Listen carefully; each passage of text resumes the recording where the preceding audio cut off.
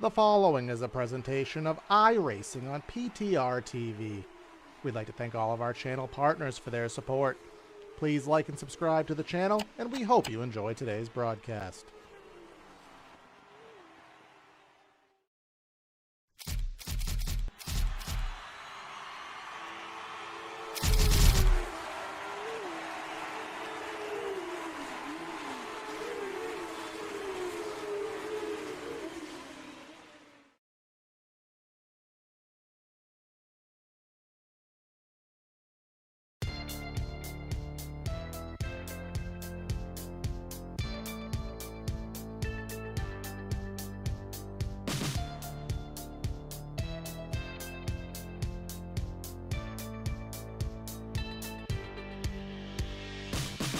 Just 1 week ago, we were at the green hell of North America with a thrilling finish between two league titans, Nom and Malone. Well, this week we figured we'd turn the authenticity up a notch here and come to the actual green hell for round number 2. Well, almost, that is. We won't be at the 13-mile twists and turns of the Nordschleife, but we will be spending 40 minutes of time here taking some American muscle around the Nürburgring Grand Prix circuit. Welcome everybody to PTR TV for tonight's race of the American Muscle Series Season 6, race number 2, again here at the Nürburgring Grand Prix circuit. Gonna be myself, Corey Silva, in the booth and in the production truck, and of course got my longtime commentator, longtime buddy with me, Andre Grandbush, here to give all the calls here. Andre, well, last week we were absolutely floored that we had 52 cars taking to the grid, and we thought that was a lot. Well, we got more. We got 57 cars here. Instead of a little bit of a twist and turns, now we got ourselves an F1 circuit with all the braking zones, all the width, and all the runoff.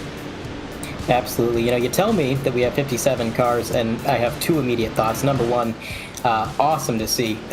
League is absolutely thriving. The competition is going to be better than ever, and it's already pretty great. So that's something to look forward to. But also, may the racing gods smile upon your computer, Corey, because with you broadcasting all of this and putting in all the work, I would imagine your CPU fans, well, CPUs don't have fans, but your computer fans got to be spinning up pretty heavy here as we roll around the Nürburgring. And it is the GP course, but as a bit of a history nerd, I always love when we come to a venue that has a lot of history and a lot of stories to tell, and this track is just 1 year shy, at least the full circuit I should say, of being 100 years old. Construction began in 1925, so my oh my, a very historic circuit. Many things have come to pass, and I think we might add a few moments to the record books here tonight.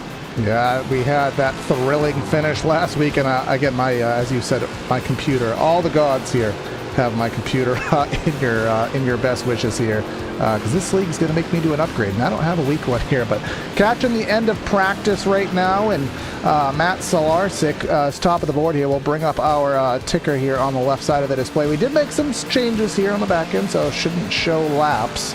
It will show time, so that change will be happy to be had there. But you can see Solarczyk top of the board here in practice, so you'd think that'll be a good thing. Well, I did get some preliminary knowledge here that there will be some drive-through penalties that'll carry over from last week at VIR. It'll be Jeff Andrus and himself, Matt Solarczyk there. So, I mean, Andre, we talk about, you know, we're oval guys, and you know, you get caution flags, you get 30 guys, you got 2-hour races, you can get yourself to the front. Getting through 50 some hot cars here, that's a completely different can of worms there. Yeah, I think getting a drive-through penalty, especially with the race distance here that we have, is going to be pretty disastrous. I mean, we know Solarczyk was really fast last week, and Andrus wasn't doing too bad himself, but either way, it's a lot of cars to get around now. I'm hoping, with this track being a little bit wider than VIR, you know, not having been created by a handful of men and a single bulldozer, maybe we'll have more opportunities for passing. You can see the track is a little bit wider. We got more runoff, and I know you did some test laps, Corey, in this beautiful Mustang, and you said that you could really eat the curbs with this thing. So I think these drivers are going to have some options. Yeah, I had some genuine fun. Now, I like to have a little bit of experience. I want to know what these guys are up to. And again, I can't say I've taken too many laps here, but I had some fun, and I got myself into the 2 minute and 20-second bracket, which I didn't see. I didn't really pay much mind to what they were running, but I'm going to take a gander that they're running way faster than what I was. But a lot of opportunities here to make passes, heavy braking zones,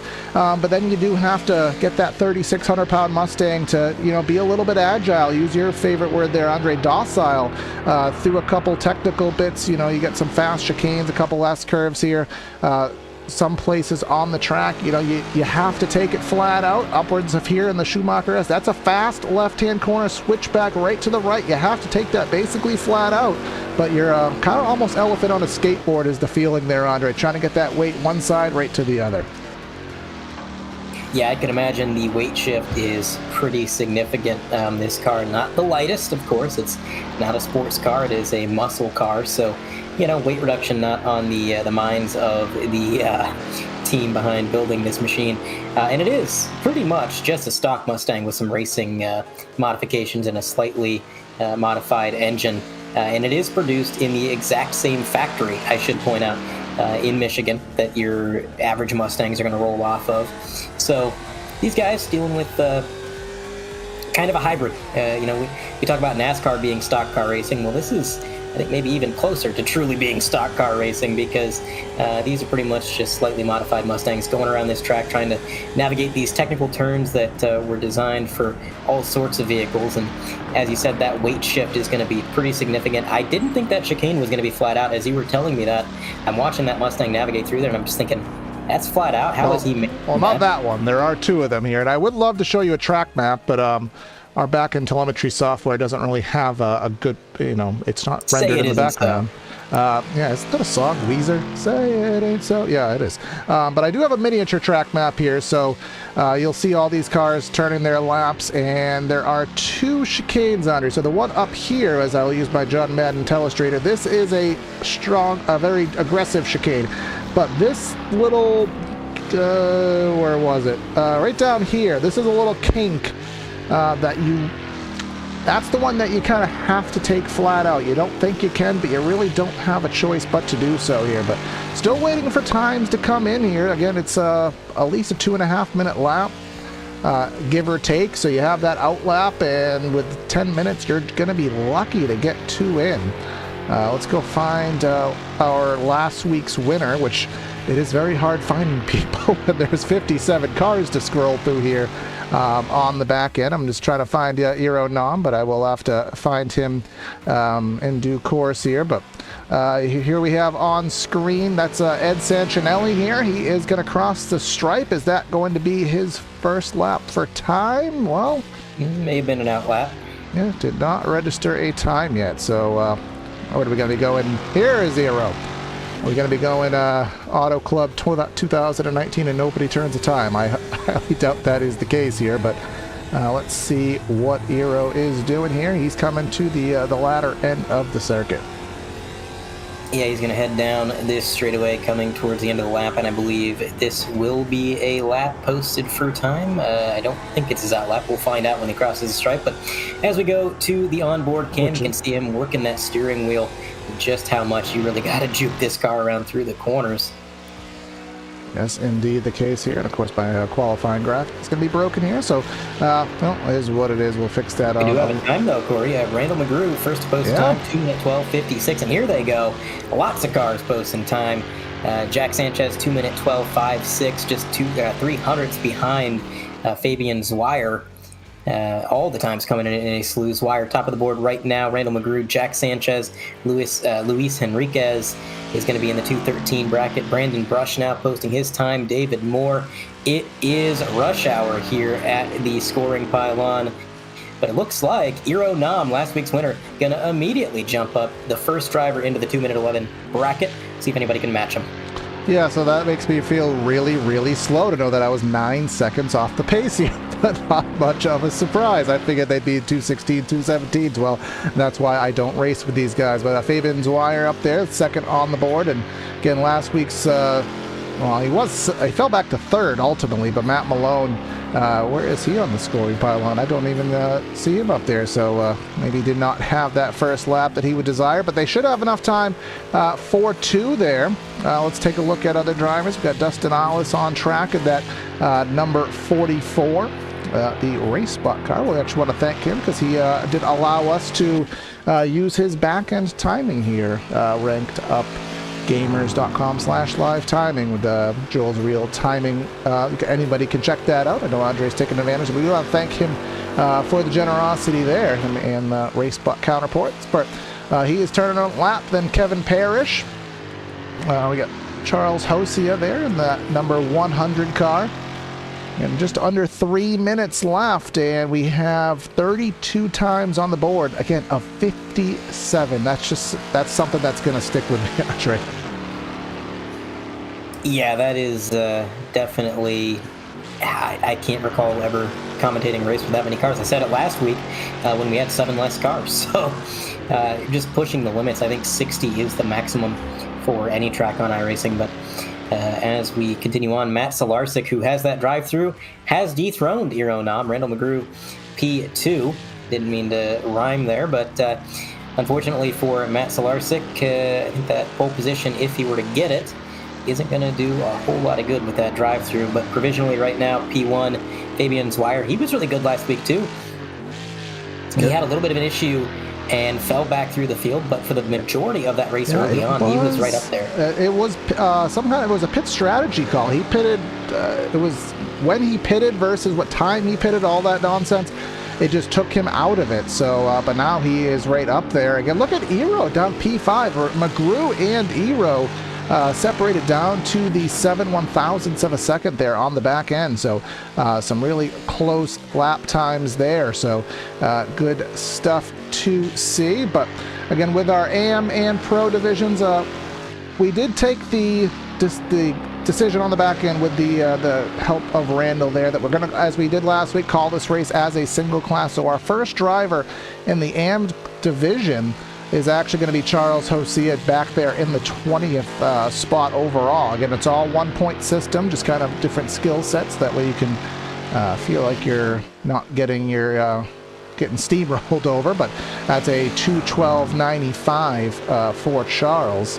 But that's still only a second and a half off the pace here. So he's still doing some good things, and I think Andre, just about everybody in this race has beat the time I put up in practice. So Corey would be last, just as we would expect. But let's take a look at our weather conditions here from Germany, see what we are dealing with today. 64 degrees Fahrenheit. Yes, we're going to keep it imperial here, with a 69-degree track temp, and we are racing first thing in the morning here. I wonder who's someone, maybe the F1's coming here to have the race in the afternoon. So racing early. And again, our race details that we do have, our points are assessed by our overall results, even with the classes, but we have 35% fuel loads and in the open setup. So that is a big contributor here to the speeds. Absolutely. I think when you work on the setup of this car, there's a lot you can do. There's just so much you can find, little bits here and there, tenths and half-tenths on the track that all add up over time. And if you're running the iRacing default setup, I know generally those are pretty tight, even for road racing cars. And these guys are probably opting to make the car a little bit more free, a little bit more corner speed, which is pretty important at a lap time that is well over 2 minutes. Solarczyk still holding on, only 22 seconds left. I don't think anything is going to change here. Solarczyk, Nom, Parrish, Zweier, Randall McGrew, Luke Sedenga, Henriquez, Moore, Gardner, Hubchak, Sanchez, these drivers all within just a second of one another. It is insane how close this competition truly is. Even back to 15th, still within the 2-minute 12 bracket. Well, no, there is somebody that ran slower than a 19, Corey, so you'd be second to last. Yay! Now, we are going to go down for our PTR TV starting lineup. We should have 4 minutes to do this, Andre, so we will take our time, but we get to breathe just a little bit here as we give you the PTR TV starting lineup here today from the Nürburgring. On today's overall poll, as we just so witnessed, is Matt Solarczyk with the addendum that he will be penalized. Eero Nom outside of the front row. He must have jumped up there last second because he was about 7th or 8th. We got Kevin Parrish in 3rd. Fabian Zweier, just talked about him. Home track for him here in the 4th spot. 5th is League admin Randall McGrew out of Indiana, and then South Dakota's Luke Sedenga. Luis Henriquez there from Puerto Rico, and then David Moore, the Las Vegas, close enough to it, native in 8th, and then 9th and 10th is Reese Gardner and Evan Hubchak. Outside of the top 10, Jack Sanchez going to be rolling off alongside Nick Beaver in P12. 13th goes to Andrew Lanning, and 14th finds Matt Malone in the 83 machine. P15 going to go to Brandon Brush in that 41 car. Todd Hansen, 16th. 17th, Dustin Allis and Chuck Labano to his outside, P18. 19 and 20 going to Scotty Banks and David Finch. 21st finds David Fernandez out of New York. Neil Kemp in 22nd. Charles Hosia, 23rd. And then I think I called him Dahan Otut. I like pronouncing simple names wrong, in 24th. Ian Lane in 25th. Greg Hartman, not Cartman, in 26th. We got Jeff Andrus. He's the other penalty victim in 27th, with Matt Thompson in 28th. We got Michael Puck. I'm going to go with that until proven otherwise, 29th. And then Kevin Buckholz in 30th. 31st going to be Christopher Schultes, and then Adam Freese is going to be 32nd. 33, Mike Thompson. 34, Matthew Guzenda. Antoine Siretsky is going to be in 35th. Aaron Bray to his outside, 36th. P37 going to be Mark Royce, and then we have Ed Sanchinelli, 38. 39 and 40 going to be David Blair and Ryan Bevel.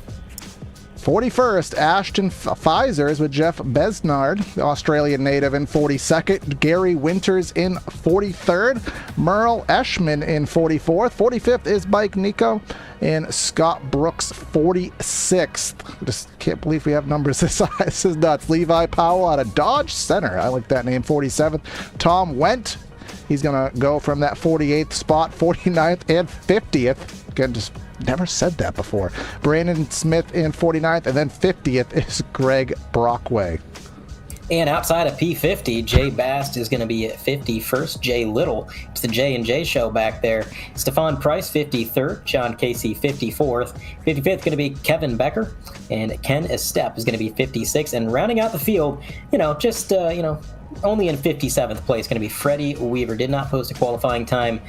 Maybe he just wants the challenge, Corey. He decided, you know what? We're not posting a time. It's going to be last to first. Got to pass 56 other drivers.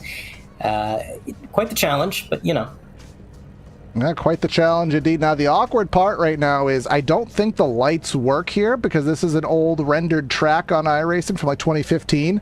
And he gave us 4 minutes. So and it doesn't tell me on my little countdown timer thingy how much time is left. So,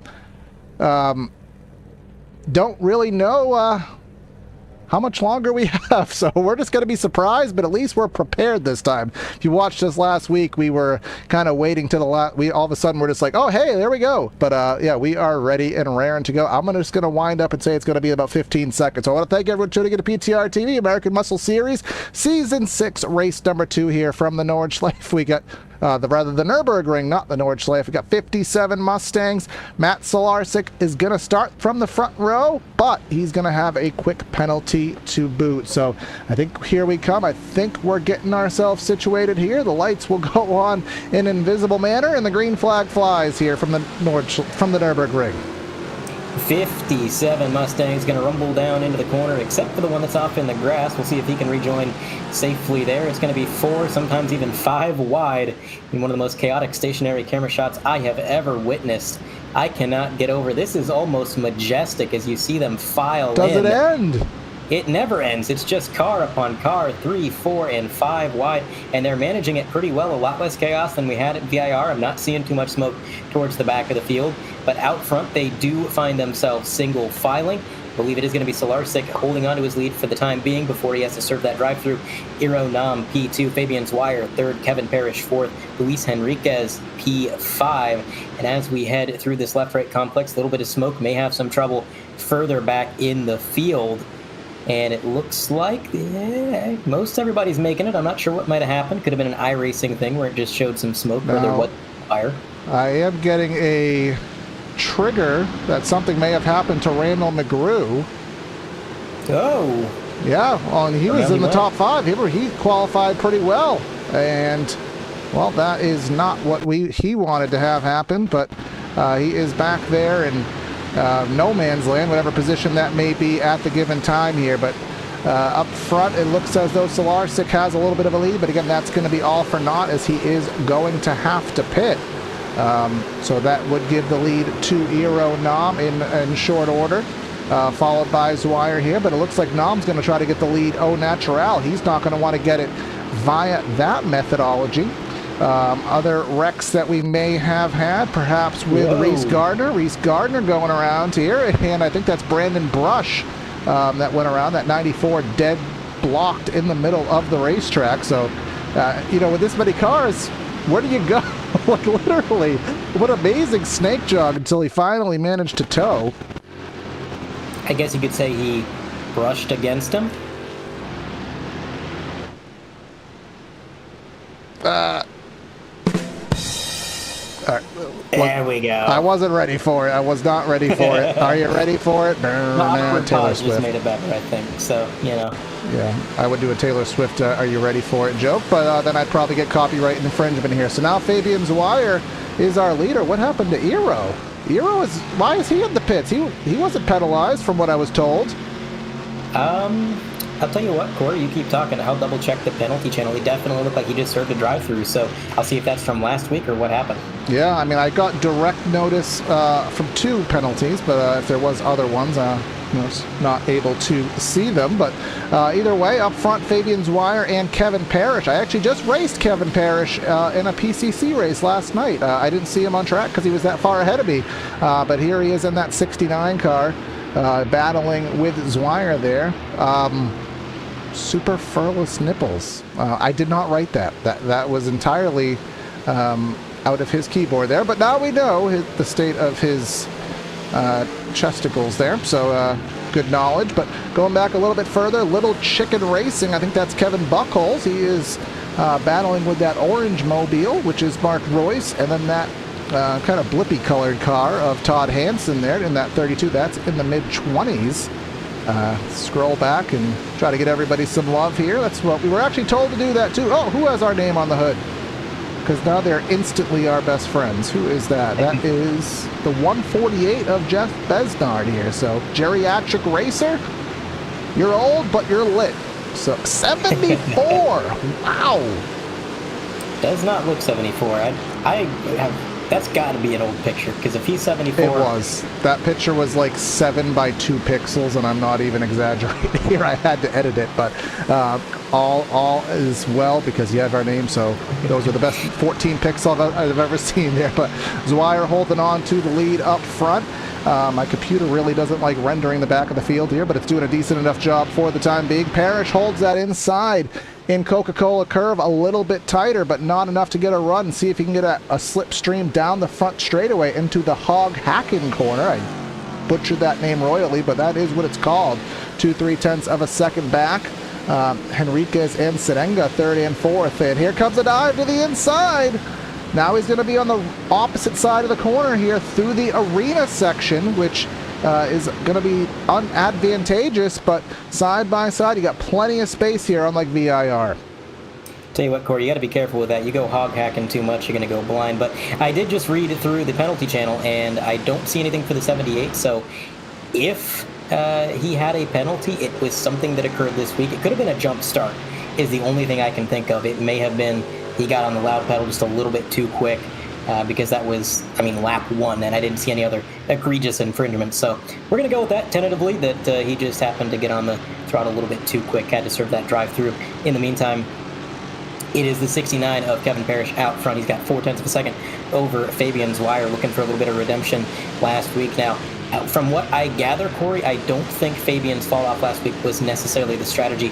I was reading through the Discord just a little bit, and I think putting 2 and 2 together, he had a bit of a scuffle with another driver, and that held him up, and that's why we saw that difference in timing. But all is going to go side by side. You know how I know that's him? Because his name is on the car. Big shout out to Mr. Allis there, and everybody else who did it. There's a few drivers who put their name on the car, making our jobs a lot easier. But Dustin Allis, 26 years old, featured in 2 top split redacted car. We can change that. Broadcasts. We can change that now. That was that was written pre-licensing. Around goes Fench. Oh, David Fench was having a really good race there. And unfortunately, Well, he's in a Wood Brothers themed car, so I mean, what do you expect? And it's not 1972 anymore. So, what is that? Is that a pizza mobile? The 43 car of Ian Lane? That literally looks like a slice of pizza, but it probably is not supposed to be. Matt Malone's favorite moderator. Maybe Matt Malone probably likes a slice of pizza here too. So, try to get a closer look at that. That literally looks like a slice of pizza under here, or bacon, or it's a bacon pizza. You know, bacon pizza is pretty good. I'm gonna say that that's probably a pizza. I like it. You know, definitely unique. Actually, no. You know, now that it went by, I'm second guessing it. But don't trust me. Last week I said there was a dog on the back of the car, and it was actually a person. So not only do I have astigmatism, but I also might just be a little bit stupid. Hey, don't complain about stigmatisms. I do like that. Now, where's our Jack Sanchez? Remember last week, Andre put up 5 whole US dollars, and who's on the $5 bill? I don't know. Probably should know that, but who uses cash anymore? For anybody that had a Lemonade car, because if you remember our track fact about our friend, well, I updated it slightly based on last week. I wrote a little stupid track fact, and we came up with the word lemonade and learned that lemon-flavored mayonnaise is actually a thing. You can buy it. You can buy it in 6-packs on Amazon. And I think, Jack, we offered $5 if anybody ran an AI lemonade scheme, and I don't think anybody did, so big pity there. But he is running in that 4th spot, our lemonades man. Aero Nam, after that pit stop, down to the 28th position, so even after the pit stop, he's still better than half the grid. Yeah, he is working his way back up. Obviously, his lap time showed that he is one of the fastest cars on the track, but he's just got some work to do. 31 minutes remaining. I would be astounded if he gets up to the lead, but I definitely think a top 10, maybe even a top 5 in the books if he keeps up his current rate. On screen, that's going to be the 102 machine. He's in a battle, and oh no, the battle is going to come to an end. He's going to go doing a little bit of lawn mowing there and rejoin. He doesn't kill the cones. For some reason, the cones are completely stationary. You can just go right through them. But in the meantime, as we go to our fancy overhead, I think we may be having some rendering. Middle of the pack does not make the computer happy, so we will have to figure things out for next week. And that I'm actually not hitting 100% CPU usage, so I don't know why iRacing's freaking out, but you know, it is as it may sometimes. But we have Andrew Lanning here in that 10th spot, closing in on 7th spot. That's Evan Hoopchak there. Entering turn number 1, just behind that, Scotty Banks. I made an ATM joke. I don't have another one, but here he goes to the outside. This is maybe a up and under move here by Lanning, but the under did not come into fruition here. He'll have to fall back in line here around that left-hander. And you have Scotty Banks just chopping at the bit here, trying to wait and see where he can put that car here. Remember last week he was battling for the win with Malone and Nam, but not so much on the pace here. Remember last season's champion here humping into the hairpin back there in the 11th spot. Yeah, Scotty Banks a little bit further back right now. Well, I say further back. He's still ahead of 40 plus other cars. But that group of cars right there, pretty close in pace, just kind of waiting for each other to maybe make a bobble, or perhaps they're just content with where they're running, trying to save their tires and trying to stay out of trouble. We are not even to the halfway point, so no point getting in over your head if you don't think you can get to the lead. You might as well be a little bit conservative for the time being, although say they're being conservative and you can see they are really using up those track limits. You said that you could eat the curves with this car, Corey. Well, they are doing just that, flirting with the sand. I've even seen some dirt getting kicked up here and there. The dust is flying. These guys pushing the limits. Now, I don't know what the incident limit is in this league. That's probably something that a responsible commentator would have looked up ahead of time, but unfortunately for the world, I'm not responsible. But I'd have to imagine they're racking up a few 1Xs when they kick up that dirt. Going Luke Bryan mode, kick the dust up. I know, I'm sorry about that. I actually heard this morning, not Luke Bryan, but Luke Combs actually refunded a concert because he said his voice was going sour, even though his voice wasn't even that bad. So, you know, some musicians are actually nice. Not enough to give us free copyright, but at least some musicians in the world are actually pretty nice up there. We have a battle here a little bit further back than where I am pandering to. That was actually, I think, Dan on. So he just wants his camera time here, and we'll go ahead and give it to him. So Solarsic Our pole sitter, fastest car, who is in now 21st. It makes you wonder, Andre. I'm trying to go back to last week, try to remember the last pit stop that anybody made. I don't know how far they can go. I'm like, maybe if you're a lap short, maybe you could actually pit on lap 1 and that'll be enough. I don't think that's going to be the case, so they're probably still going to have to make a pit stop. Only other drivers to pit have been the ones who had penalties, which were also Nom, Andrus, and Hartman here. Then we do have about 6 guys out of the race or multiple laps down already. But this is a good battle here with Solarsic through the arena section. And now he has a look on, that is Mike Thompson in the 115, I believe that is. And he'll fall back in line. Yeah, he's going to have to fall back in line. I did just briefly pop into the race control. I was going to see if we could get a confirmation as to what the penalty was to the 78, but I didn't have permissions to talk in that channel, and all I can say is I understand. So we'll have to, again, tentatively just guess at what the penalties were for the time being. But look at this lunge from the 100 machine. Drove it in pretty deep towards that 32 and closed the gap, but on exit, looks like the 32 is going to pull back away ever so slightly. This track doesn't have the straightaways quite as long as VIR, so you're not going to see the slipstream come into effect quite as significantly, and I think that is part of why we're seeing some more separation here. Kevin Parrish only about 0.3 of a second ahead of second place, but Luis Henriquez a second back from the leader, Luke Sedenga almost 2 seconds. The cars are getting spread out just a little bit more, and I think that's providing some really clean racing for these guys, but nonetheless, this group of cars, they didn't get the memo that we're trying to give each other room, because they're just pretty much attached at the tow hitch, trying to figure out how can I make this move, how can I get around. For the time being, they're just going to have to be patient, but I don't know. I think that 32 is going to have a challenge on his hands, because through the center of the corner, that is where the speed is for the Challenger. The number 16 machine right there eating up the curves. This group also pretty close in pace, the 144 behind. And oh man, through the Coca-Cola curve, spelled with a K because we're in Germany. That's something I learned today, that they do the reasonable thing, and they spell curve with a K.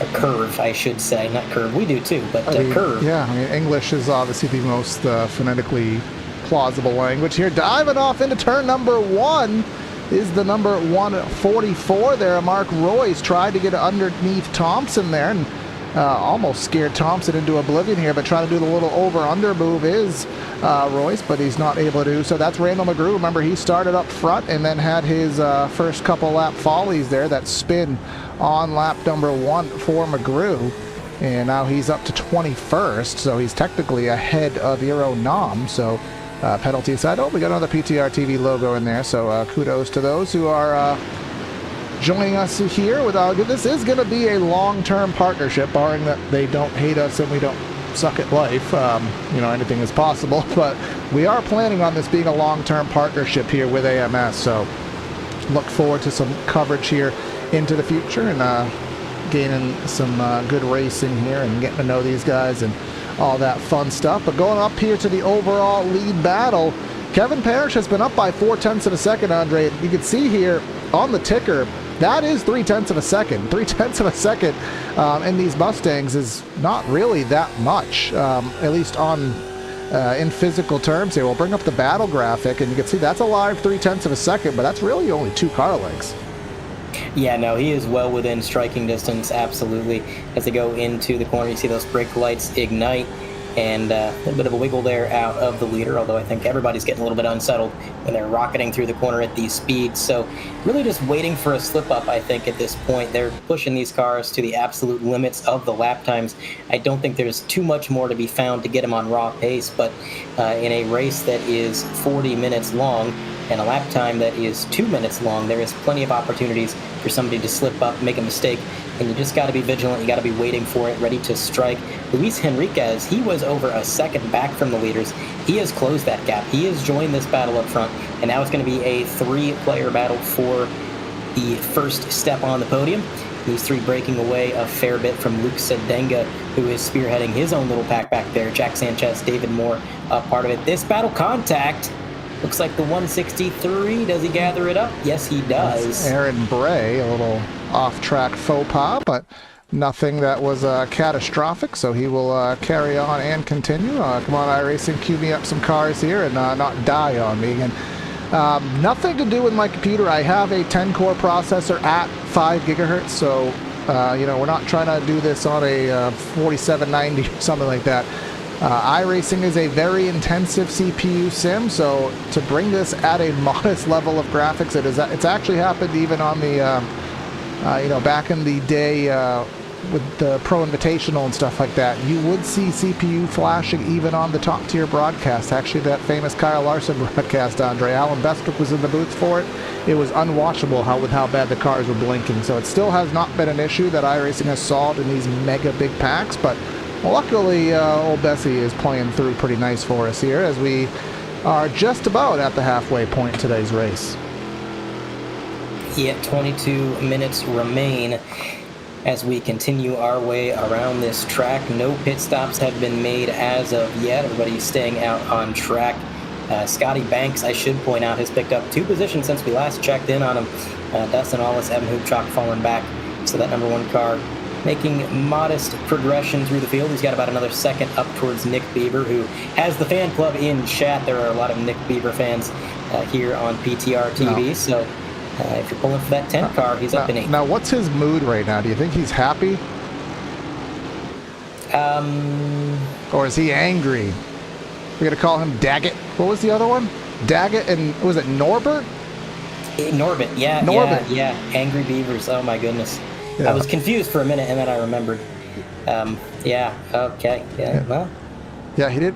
Oh, my God. Now I don't know anything. I remember that show. I watched it vividly, but I don't remember it. It's not like Rocko's Modern Life, where I still remember, all the little jingles, and that was a hoot, and the recycle song. Angry Beavers, it's like it's there, but the database entry is completely blank. I remember nothing of it. I can't remember if it was the finale or if it was the scrapped finale, but there was a concept where they were self-aware that the show was ending, and it degraded. The animation got worse, and they were terrified that they were about to be just sucked out of existence, which is pretty morbid for a Nickelodeon show, of all things. I just had to mention that because that's some trauma. But in the meantime, there is a race going on, despite our nostalgia going on. Whoa, that's Solarsic. Solarsic, who had to serve that penalty. His bad night gets even worse, cutting through the grass. He does rejoin pretty well there, right in front of some traffic. No harm, no foul, just some time lost. But man, oh man, it just goes to show how things can absolutely spiral. You got to serve that penalty, you fall back through the field, and then we are going to take a look at a replay. Potentially. Maybe. Potentially. Again, it may have. I think we got something here. And if we don't, then we'll just go back to live footage. But I think we're in the vicinity of a replay here. Again, old Bessie is being pushed, and we're going to have to figure something out here. I think he just went a little bit wide. No. I think this might have been after he rejoined, because that is the car that he had rejoined ahead of. But again, we are on the struggle bus out here with the CPU.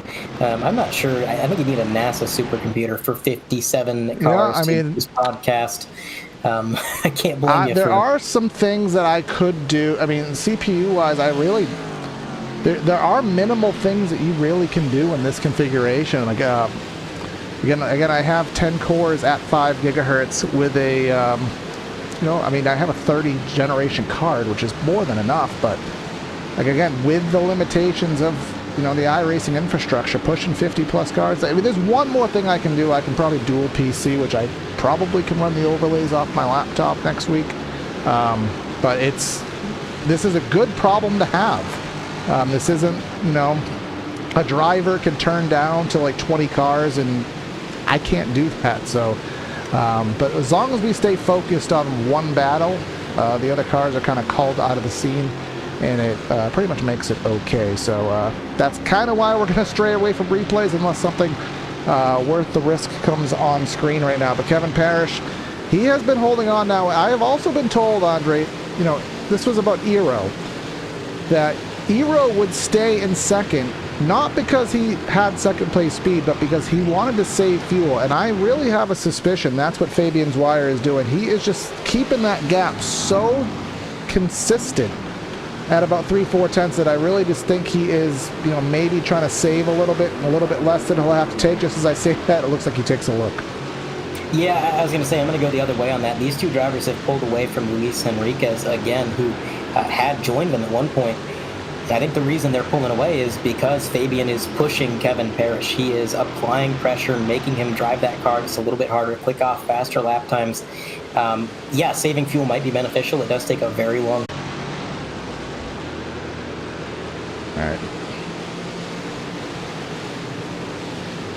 All right, we are back here. I just tried changing something on the back end to potentially ease a little bit of CPU strain here, so hopefully it works. I did have a little short interruption here, but back at it with only missed about maybe 45 seconds, so nothing of note there, but still haven't seen any. Actually, I take that back, Andre. We have seen some pit stops here at the back end of the field. Alice, Hartman, Andres, Lane, who else do we have? We have Groove, Royce, Nom has come back in, it appears. So we are starting to see some pit stops here back into the field here, as now we are on the back end of the race. And this was about the same story last week. It was just after the halfway point, the pit road got busy, and that seems to be the case here. 15 minutes remain in this event, and a lot of drivers coming down pit road. The leaders have not, though. Kevin Parrish still clinging on to that lead for dear life. Fabian Zweyer trying to take it from him, and as I say that, he's going to cut across the curve there, and he is going to come down pit road. He's cooking it into pit road. Look at that. That was a debate in pre-race, was how aggressive is that? Oh, that camera is absolutely useless. How aggressive is that that pit entry going to be with how it is in that Coca-Cola curve, where you can kind of cut a little bit, but you can't cut too much before iRacing penalizes you. But Zweyer will stay on circuit. Henriquez will take second. Sedenga in third. Malone up to fourth. But again, this is all via the strategy with 15 minutes left here in tonight's efforts here. That should be roughly 7 or so laps. We're estimating about 19 laps here in today's efforts with the current lap time distributions here. But that's exit in the pits. That is the Kevin Parrish exiting the pits just in front of Jack Sanchez there. That is going to be about 7th and 8th right now, I think, as it does work out. Who else do we have in the pits? We have Hosea in the pits, as well as, well, we got plenty of guys. But Kevin Buckles, Andrew Lanning is here on track, making a pass by Dustin Ollis here. So a lot of good stuff going on. And again, we just have to wait and see when our leaders come to pit and how everyone's going to shake out. Zweyer got bit last week by traffic, as you said, Andre. He got bit by traffic with his early pit stop, but I guess he's trying the opposite of that here today. Yeah, I think kind of going backwards from what he tried before, so we'll see how it works out. In the meantime, Fabian Zweyer out front, Luis Henriquez a little bit further back. I know one of the things factoring into his mindset there is Fabian pitted pretty early, and that got him back in a lot of traffic of people who had not yet pit, and that's what got him into trouble. That's where he got held up so much. So he's probably saying, look, if I just wait it out and stay out as long as I can, I should cycle out a little bit closer to where I should be on track, a little bit less traffic to deal with and less risk of disaster. But that it does mean he's staying out on older tires a little bit longer. Now, I can't tell you how much tires matter. I know last week at VIR, a lot of the drivers were saying in post-race they didn't matter as much as people were expecting them to. So whether or not that carries over to the Nürburgring GP here, I would have to assume it's something similar. So he's not giving up too much time, but definitely giving up a little. And we'll see how it plays out. Busy pit road now, though. Here comes 3 more drivers. That is going to be Beaver, as well Banks. As Beaver and Banks coming down pit road. That sounds like it could be a sitcom. No, that's like a dad rock, like yacht rock band. That's what that is. Or it could even be like a platform video game too. Beaver and Banks. I don't know. That's what we do. You guys, if you can't deal with this yet, you got 10 more races this season and a long future since then. And yes, I am looking up some lemonade recipes here in the background. Lemon juice and mayonnaise. It doesn't sound bad. If I liked fish tacos, man.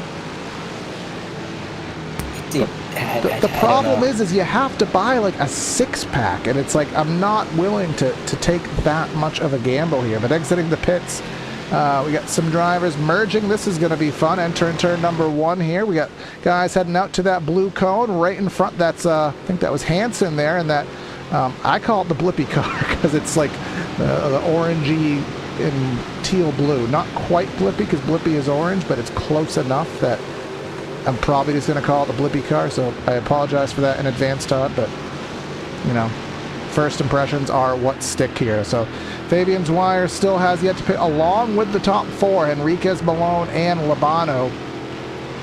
And then you can see here on the live gap there, 36 seconds back to Jack Sanchez, who has siphoned himself up to the lead. But here is the interesting part, Andre. We always talk about our pit lane times. We'll pull up with Jack Sanchez there. His pit lane delta is 37 seconds with a 13-second stop. He's 35 seconds behind. So mathematics says he should be the leader when this is all said and done. That could be. And again, he did get out on fresh tires. He pitted pretty early, so he's been making up time on the leaders theoretically. Here's Zweier. And here comes Fabian Zweier, and I think that is Luis Henriquez behind him as well, coming down pit road. Matt Malone going to join the pit party as well. That's going to be 3 cars. Let's see if Chuck Labano also makes his stop. If he does, that is going to pass the lead to Jack Sanchez. Yes, sir. Chuck Labano down pit road. So let's follow along with the 23, see if he can get out ahead of the number 3 car. Fabian Zweier, the jack stand goes up. He is opting for tires. At least rears. You can take individual tires, Andre, in this car, by the way. You don't have to take lefts or rights. You could take a left front and a right rear if your heart so desired. But here comes Zweier exiting the pits, and Sanchez, you know, just as I say, mathematics never always works out. It doesn't, because Zweier is still going to have quite a lead there on Sanchez. Yeah, so Zweier must have had a pretty good pit road delta to get out that quick, because he also gained quite a bit on a few other cars behind. So actually 13.2, so I guess mathematics has failed us once again. I will never forgive the guy who put letters in math. But in the meantime, Fabian Zweier 3.3 seconds over Sanchez. Luke Sedenga going to be P3. Luis Henriquez 4th. David Moore 5th. Nick Beaver moves up to 6th. I believe he gained a little bit. He did gain 2 positions through all of this pit chaos. Matt Malone, P7. Scotty Banks gains 1 more on the pylon. He's 8th place now. Evan Hoopchok going to be P9. Dustin Aulis in 10th. Now, Aulis had a bit of a off-track excursion earlier, I think, so to be back inside the top 10, not bad at all. Andrew Lanning behind him, and Chuck Romano, who we did see coming down pit road, he shakes out 12th. We have somebody trying to get the safest re-entry possible down that. Yeah. So the trigger thought that he crashed because he basically stopped entering turn number 1. So I wanted to make sure if there was a crash that I missed it. So now we just have to queue up the iRacing gods here and get the cars to load again. And there they go. So Zweier up by almost 2 seconds now. So now we just have to follow. I mean, Henriquez versus Zweier up front. How is this going to work out in terms of, you know, overall pace? Zweier's up there. Henriquez is in 2nd, waiting for the... Now, hold on, Corey. Jack Sanchez is gaining. He was 3.3 seconds back when this all shook out. He is now 1.7 on the scoring pylon, so not insignificant gains out of 2nd place. This could be a battle. We got 8.5 minutes left, so I wouldn't count him out. You can see in the camera shot he is noticeably closer. Luke Sedenga also in frame back there, but as they come down the straightaway out of the Coca-Cola curve into that very steep downhill right-hander, I think Sanchez might have something for him, man. I don't know if it's just having slightly warmer tires, having pitted a little bit earlier and having more time to warm them up, or what's going on, but I'll tell you what, Jack Sanchez, maybe there's some lemonades behind him and he's just running from it. Yeah, I mean, I'm taking a look here at the best lap. His best overall lap here is about a half a second faster than what Zweier has accomplished. You can see a 5.28. Zweier's best lap is a 2.12 flat, essentially. Last time around, though, Zweier's lap, because it was an out lap, we don't really, we can't go off of that. But it is staying roughly 1.8 seconds, now 1.6 just behind that. The Lewis and Luke show. with David Moore. I don't think we've mentioned him here today in that Eagle car, not a Philadelphia Eagle, but a American Bald Eagle nonetheless here, red, white, and blue, number 13. He's in that 5th spot. Our highest running amateur division driver is Chuck Labano in that 113 car. He's back there 12th overall. And to go find the next one, you have to go all the way back down to 20th, I believe, if I'm not missing one here on the back end with Mark Roy. So definitely showing one for the AM guys here with Chuck Labano, showing he has the pace here for the big dogs here in today's race with just about 3, maybe 4 laps left in tonight's race.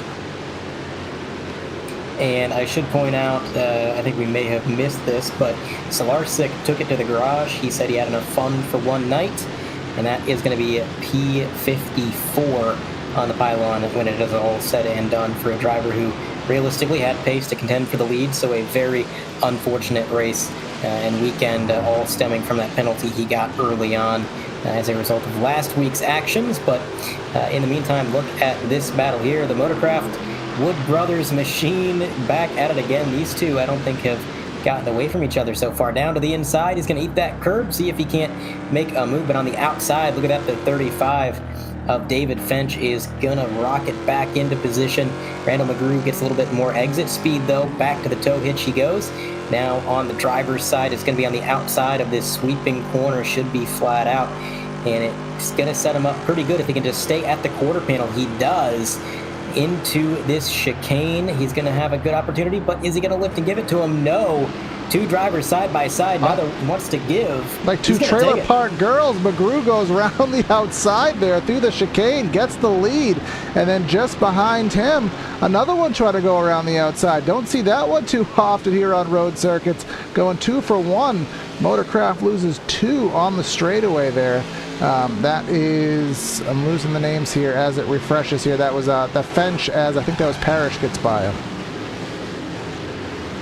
Yeah, I think he went ahead and made that move, although, oh no, getting a little bit aggressive. He said, I'm losing too many positions, I got to push this car a little hard, but then he got some wheel spin, and that's going to cost him yet another one on the pylon. So a good save.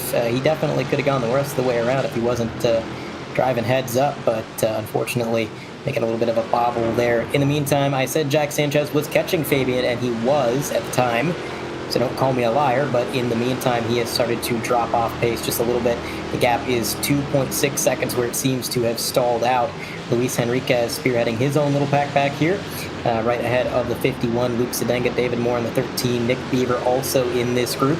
And the tail end of this little pack is going to be Matt Malone in the 83. So that is pretty much 3 through 7 all under a blanket. And again, points changing hands in a season that is so relatively short, at least for what I'm used to. The amount of events in this season, relatively few. The points that change hands matter that much more. You want to get every point you can every week because you're not going to have that many opportunities. So these guys, yeah, they may not be racing for a win, but they are racing for a potential championship later down the line. You can build a championship on top 10s alone, and that is what these drivers are hoping to do as they trail second place Jack Sanchez. Now, Andre, you do want to have points because there are certain tracks on the schedule that are going to be very difficult. Now, next week, it's going to be rest in peace, everybody, these drivers, us, and most certainly my computer next week, because we are going to Belle Isle next week. If we have 57 cars on a street circuit, I mean, error 404 does not compute. That's going to be an absolute just free-for-all. So you definitely have to get the points and have the solid runs when they're in front of you. The following week after that will be at Watkins Glen, which is kind of its own ballgame. Everybody knows that kind of a draft track of sorts. But yeah, you got to have a good run next week, because next week, you're going to have to have a good run this week, rather, because next week is going to be a wild card. Oh yeah, it's going to be an interesting race. I'm generally not very good at making predictions anyways, but in that case I'd be especially bad, so I'm not even going to try to predict what we might see there. I think we're just going to have to watch here on PTR TV, see how the action unfolds. But here we go. This is going to be Fabian Swire around some lap traffic, and he's going to take it with ease. Those blue and yellow cross flags going to say, hey, leader's coming, let him around. He is pulled out now to 4.2 seconds over Jack Sanchez. Scotty Banks, in the meantime, has fallen back one position to Evan Hoopchok, who did move up into P8 a little bit further back. I'm just trying to monitor, a little bit of movement up and down the board. Again, it's a race of 57 drivers. It's hard to keep track of everybody, but as much as we would love to get to everybody, not always possible. But I tell you what, even though the lead seems locked down, there is a lot of passing throughout the field.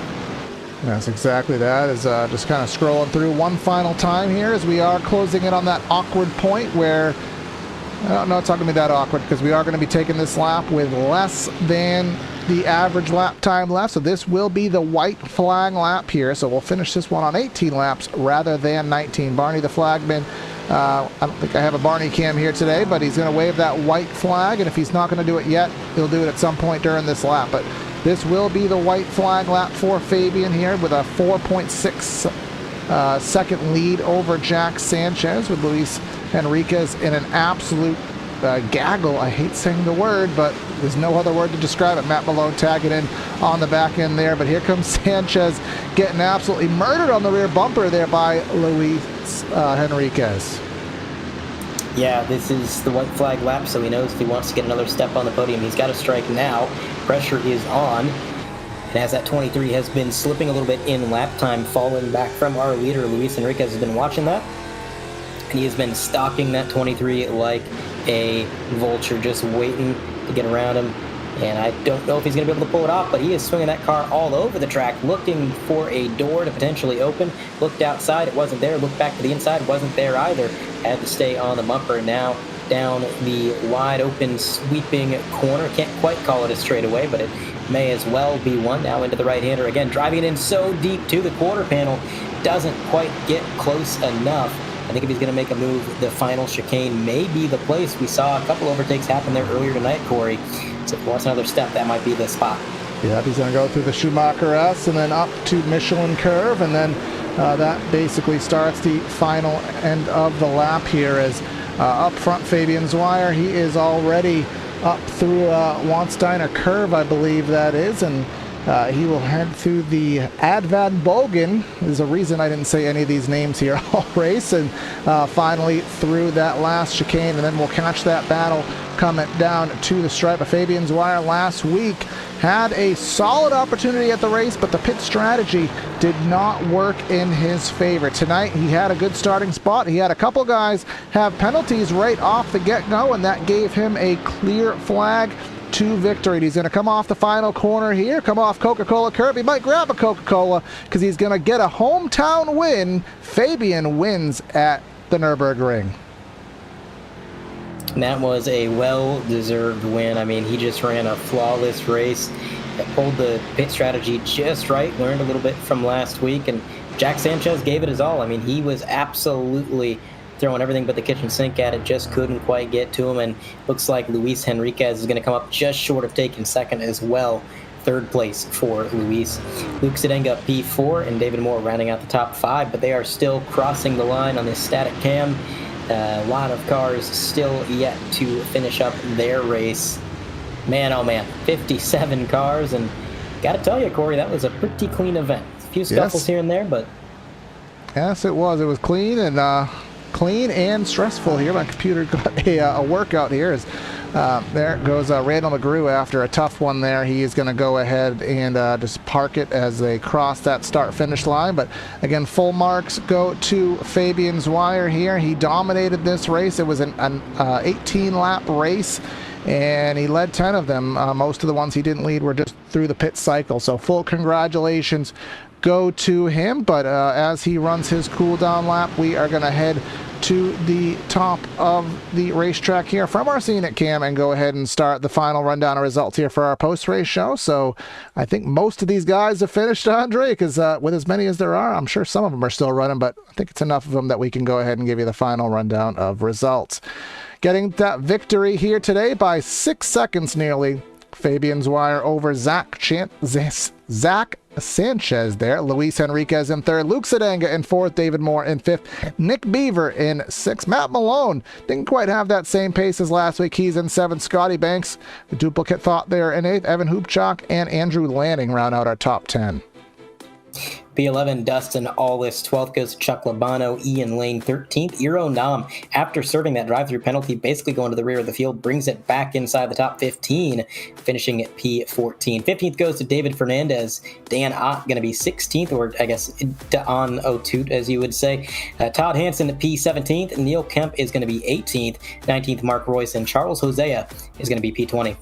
21st through 30th, we have Kevin Parrish, Randall McGrew, Kevin Buckholz, Mike Thompson, David Fench in 25th, Michael Puck 26th, Matt Thompson, Brandon Brush, Aaron Bray, and Antoine Siderski here.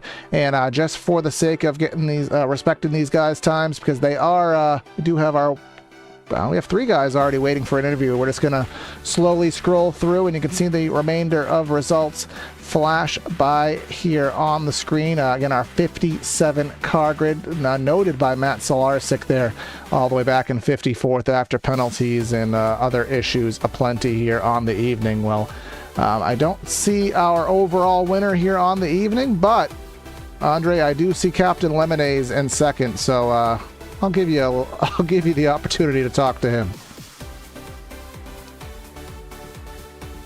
Mr. Sanchez, you got a copy? Copy. How's my mic on your end? A little bit quiet, but we can hear you. Well, Jack, you ran a really great race. You were driving like there was some lemonade and mayonnaise behind you, because you were absolutely booking it. And we thought for a minute after that pit sequence that you were going to catch up to the leader. You were closing in ever so slightly, then it seemed like the pace just kind of went away. What was going on behind the wheel? Oh, shoot. It's a real tough crowd out here. With how my practices was going, I can't believe this is where I ended up, other than, I know Aero got a bad start. But, yeah, I mean, I think Fabian probably must have taken a fresh set of tires in some corner, because it seemed like I was catching him for a moment there. I was getting, just closing that gap, and then he just opened it up. So something must have switched on, and he gathered it back up. Either way, podium finish, massively respectable, and yet a great finish last week too. And in a series like this, every point matters, and you are building up a pretty consistent season. What is the outlook going forward? Are you going to try to just kind of keep up the steady Eddie kind of mantra here, or are you definitely going to try and go for a win? Shoot, I was realizing there for a moment, if I could have kept my stuff together, I might have had the win this time. So I'm going to have to buckle down a bit more. I had a little birthday weekend this past one, so missed a few hours of practice. I'll have to make up for it in this future one here. But still can't. I'm just beside myself here. It was exciting. Thanks. Definitely a great performance, and I think if you can bring that pace next week, we'll be talking to you again under similar circumstances. But happy belated birthday, and thanks for your time, Jack. Right on. Have a good night. Thanks. You too. All right, that is going to be second place out of the booth, and I guess it is now your pick, Corey. Who you want to grab next? All right, we have our class winner. I'm just trying to make sure that I read it properly. It's actually Mark Royce. Chuck Labano. He was our class winner in the AM division, so we'll go ahead and talk to him. Well, not just for the AM division, but it's an overall great run. Just the grand scheme of things there, Chuck. You finished 12th here and kept a nice clean car in an absolutely gargantuan grid here of drivers here at the Nerd. Talk about your night. Yeah, it was a giant field. Last week I opted not to qualify, and that was the biggest mistake ever. So I qualified, I put in my time here, I got in a really good group of people around me. Of course, they're all pros, so I just follow what they do. I got lucky and missed a couple of spins and some contact. Had a really good pit stop, and I'm going to say this is probably one of the most boring races, but it was the best one I've had so far. Well, boring equals outside of the top 12 when you had 57 cars, so I'll take that any day. But what is the mindset as an amateur driver when you have a good run like this? Like you're battling some of the best, and you have that AM stripe on your name. Do you look at it like that at all? Do you look at yourself as being 12th, or do you take pride in being the best of the rest of the AM guys, if you will? Well, there's a bunch of AMs. I could name at least 5 or 6 people that could easily give me a go here. I just think it happens to be my week this week. I've been in the AM. I've been around here for a few seasons now, so I'm usually the bridesmaid at the end of the season. But this year, I'd like to take it if I could and finally go pro. Well, we'll see what you can do. You're doing a decent job at that. Well, next week, is going to be a week of weeks. I don't know if my computer will deal with it, but we are going to Belle Isle next week. We have 57 here today. I don't even know if Belle Isle can handle that many, but what's your confidence heading to a street circuit with this this pile of wildebeest we got here in this league? It seems like the worse the track is, the better I do. These bumpy tracks and where you have to manhandle the car the whole time, they kind of suit my style a little bit, so I'm actually looking forward to it. All right, well, we'll see what you can do in that number 113. I like the picture you sent me with that bike. That's pretty sick, man. But congrats on a solid run, winning the class, and we'll see you next week. Awesome. Thanks, guys. And now our second place within the class, I believe, Mark Third Royce. place in the class. Third place in the class. Well, close enough. He's here. We'll have Close a enough. we'll have a word with him there. Andre has Mark Royce. Mr. Roy, you got a copy? I gotcha. Well, Mark, you wound up third in the amateur division for tonight, 20th overall. And when there is 57 cars in the field, I would say 20th is a pretty respectable effort. You had a good night out there. You have fun? Absolutely, man. This is the best league. Maybe not the fastest cars in the world, but it's the best racing. And to battle like that for a 19th, 20th place finish is it is a lot of fun. It's intense. Absolutely. Intense is the word. I mean, 40 minutes of racing, you guys just couldn't get away from each other's bumpers. I know we just had a word with the winner of the amateur division. He was talking a little bit about, wanting to shed that amateur tag, learn a little bit and get up to eventually the pro label. Would you say you're learning a lot out on track, just kind of watching what the competition's doing and, figuring out better lines or what to do with the car? Yeah, I tried a different setup tonight, and it wasn't as greasy as the usual one that I ran, and I think I was able to get on the gas a little quicker, and it helped me out a lot better, so the results showed it. So maybe I can move forward in the next few races. We'll see. Absolutely. Well, again, congratulations on a podium. Keep up the pace. Hopefully we're talking to you under similar circumstances next week, and thanks for your time, Mark. All right. Thank you. All right, so third place of the amateur division out of the booth, and I believe that is all we have lined up. So that should just about do it for the interviews, Corey. All right, and of course I tried to do it a little bit earlier, but it passed my mind, but it's a very important cause for the league. The American Muscle Series is also racing to raise awareness for the American Society for Suicide Prevention. The AFSP saves lives and brings hope to those affected by suicide. They are a voluntary health organization that gives empowerment by research, education, and advocacy to take action against this leading cause of death. If you think anybody is struggling, trust your gut, ask directly, and listen. Together we can stop suicide. Very important cause, afsp.org. But as Andre said, that's going to be a broadcast for us. Like and subscribe. We'll be back on Thursday with the Red Sox Racing League, and they will have race number 3 of their season. Race number 3 of this series will be back on Tuesday, and then we'll start picking back up. We'll be here full time with the NASCAR content and some short track content to boot. So good time to be here and on the channel. That's going to be Corey. And real quick, Corey, before we cut off the broadcast, I do just want to mention I did get an update on what happened to Solarsic. I had theorized when we seen him go down pit road or take it behind the wall that he just had enough fun for one night, but I can confirm his VR headset decided to fail. So there's a mechanical failure. That's why he took it behind the wall. And also, David Finch had a monitor issue. So we had 2 technical difficulties, and I just wanted to clarify what happened to Solarsic, but yep, that'll about do it. All right, technical issues. Know all about those, but that is Corey and Andre signing out of the booth. Have a great night, and we'll catch you next time.